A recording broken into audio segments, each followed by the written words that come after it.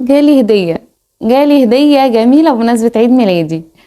انا عيد ميلادي عدى بقاله كام يوم، بس انا مبسوطة مبسوطة مبسوطة، وقلت ان انا لازم اعمل فيديو اشكر بيه صاحبة الهدية، صاحبتي وحبيبتي وتوأم روحي كده، توأم روحي كده حبيبتي.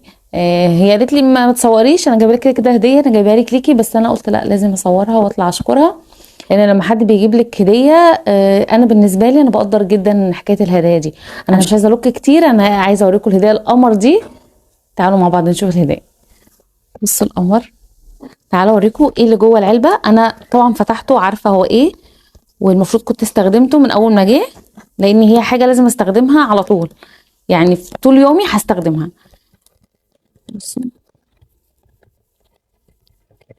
ان بصوا الجمال والطعامة والتفاصيل والحلويات. بصوا عملت لي مج مخصوص بكل تفاصيله. هي نقت حبيبتي وصاحبتي امال عملت لي المج ده بكل التفاصيل اللي فيه عشاني انا، باسمي، كاتبالي شيمو هنا، مش عارفه ابين لكم ولا عشان الاضاءه هبينه لكم افضل. والعروسه اللي عليه تحفه تحفه. بصوا كمان هي مختارالي لفته كده جميله، كاتباها لي هنا، كاتبالي جمله جميله قوي هنا. مش هتكلم غير في حضور النسكافيه بتاعي، هي اللي منقيه الجمله دي، لاني النسكافيه بيني وبينها عشره، يعني في عشره بيننا وبين بعض بالنسكافيه، احنا ما بنتقابلش لما بنشرب مع بعض نسكافيه.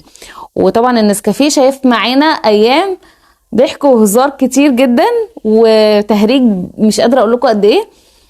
فشكرا شكرا يا اموله اللي انتي افتكرتيني. عارفين لما تبقي قاعده مخنوقه خالص خالص، عامله زي الدمل كده، ولو حد فرقعك كده هتنفجري؟ انا كنت في الحاله دي امبارح، ودخلت عليا امال بالهديه الحلوه دي عطتها لي. انا قعدت اعيط اعيط اعيط كميه عياط. هي بقت تطبطب عليا وتقول لي ما تعيطيش عشان انا كمان هعيط. انا بحب اقدر قوي الهدايا، اي حد بيجيب لي هديه بقدرها جدا، حتى لو ورده بالنسبه لي كانها اغلى هديه في العالم. ميرسي يا اموله جدا، ربنا يخليكي ليا وما يحرمنيش منك ابدا يا رب، العمر كله تفضلي حبيبتي واختي دي فعلا. امال اختي اللي ما جابتهاش امي.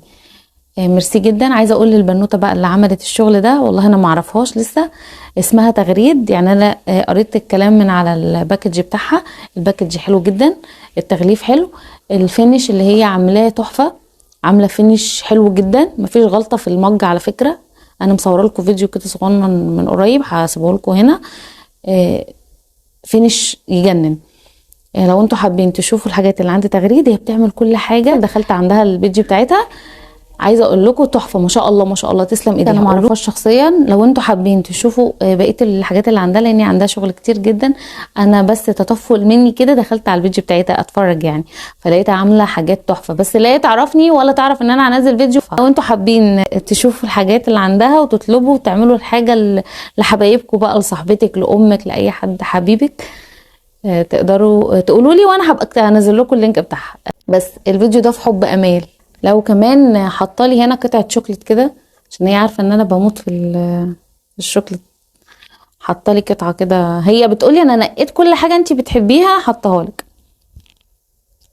مش عارفه اقول لك ايه، بحبك بحبك بحبك بحبك كتير. ميرسي اموله.